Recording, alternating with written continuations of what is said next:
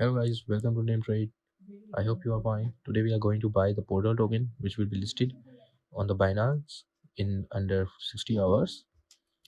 We will use whale market, which is also can be considered as a pre-market. We will buy portal token over here, and for it we need to connect our wallet, and then we need to our amount in the Ethereum because it is on Ethereum chain, but the portal token belongs to the Ethereum ecosystem.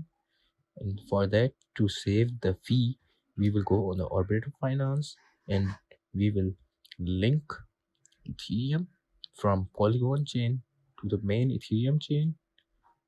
For this, we have to transfer our Ethereum in the Polygon, then connect the wallet in the Orbital Finance.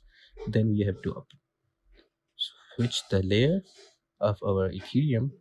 It will take some time.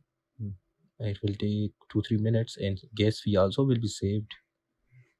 Then you have to go back on the whale market. Then you have to enter the amount. You can buy the partial or you can buy the full payment, but I prefer the partial. Then buy it and connect the wallet and deposit the amount. Then it will be deducted and the tokens will be in your wallet.